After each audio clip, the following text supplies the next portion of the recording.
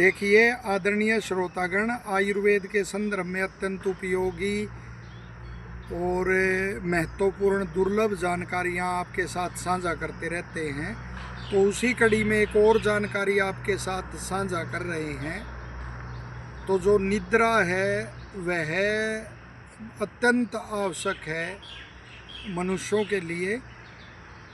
जो शरीर है उसकी थकान उससे दूर होती है, तो उसमें कैसे उसका निद्रा का सेवन किया जाए उस पर आयुर्वेद के ऋषि प्रकाश डालते हैं।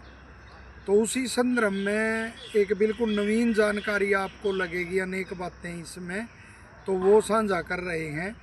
देखिए, यह तो वो तथ्य है और सिद्ध बात है और बहुत ही प्रसिद्ध बात है कि दिन में सोना नहीं चाहिए और रात को जागना नहीं चाहिए। दिन में जो सोने से कफ बढ़ता है, लेकिन जो ग्रीष्म ऋतु होती है उसमें तो वैसे शरीर में रुक्षता होती है और जो रात है वो छोटी होती है, दिन बड़े होते हैं। तो इसमें दिन में ग्रीष्म में कुछ देर आप सो सकते हैं, वरन ग्रीष्म को छोड़ के यदि और ऋतु में दिन में यदि सोओगे तो उसमें कफ की और साथ में पित्त की भी वृद्धि हो जाती है। वरन देखिए, इसमें जैसे सिद्धांत है, यह भी एक विशेष सिद्धांत है कि जो निद्रा है उससे पित्त की शांति होती है और मर्दन जो है मालिश उससे वात की शांति होती है। लेकिन यदि ग्रीष्म के अतिरिक्त किसी ऋतु में दिन में सोया जाएगा तो कफ के साथ साथ फिर पित्त भी बढ़ जाता है।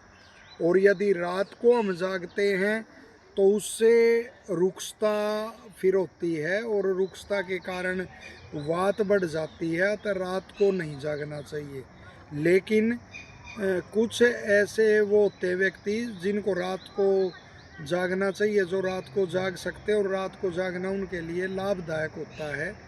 जैसे कफ अत्यधिक बढ़ा हुआ है या मेद चर्बी अधिक बढ़ी हुई है किसी व्यक्ति में, या कोई विष से पीड़ित है, तो ये जो व्यक्ति हैं ये रात को जाग सकते हैं। रात को जागने से इनके ये विकार जो हैं वो कम होते हैं।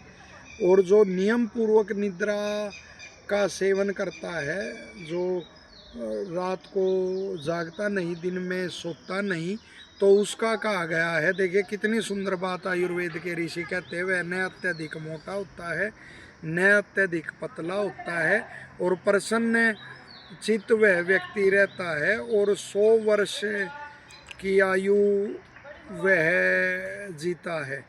तो इस तरह से ये निद्रा के नियम का पालन करना चाहिए।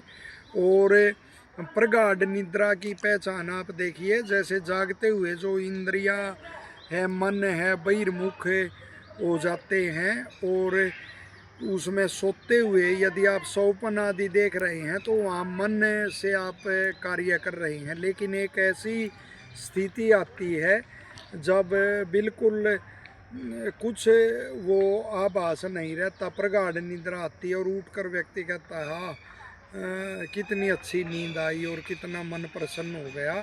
तो वो नींद लेनी चाहिए। और उसमें देखिए उपनिषद के ऋषि वहाँ प्रश्न करते हैं कि वहाँ कुछ दिखाई क्यों नहीं देता, तो स्वयं ऋषि ही वहाँ उत्तर देते हैं कि आत्मा वहाँ देखेगा किसको, वहाँ देखने के लिए और दूसरा कोई है ही नहीं, वो अपने ही स्वरूप में चला जाता है।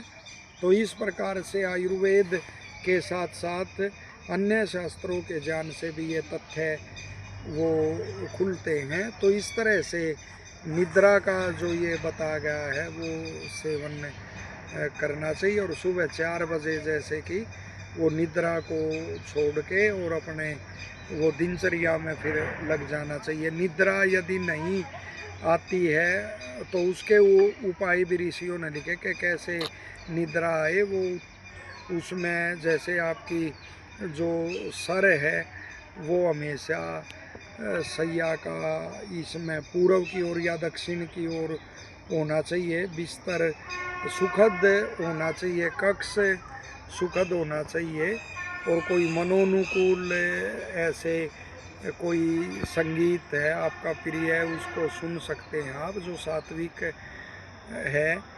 और या गायत्री मंत्र का उस समय आप जाप करें तो उससे भी फिर निद्रा कर ये भाव होते हैं। खान पान में भी आप अपना जैसे सांठी के चावल हैं, और यदि मौसम और वो आपकी प्रवृत्ति अनुकूल है तो दही आदि है, इनका सेवन कर सकते हैं, दूध आदि। तो ऐसा भोजन करके वो निद्रा कर भाव उससे उत्पन्न होते हैं।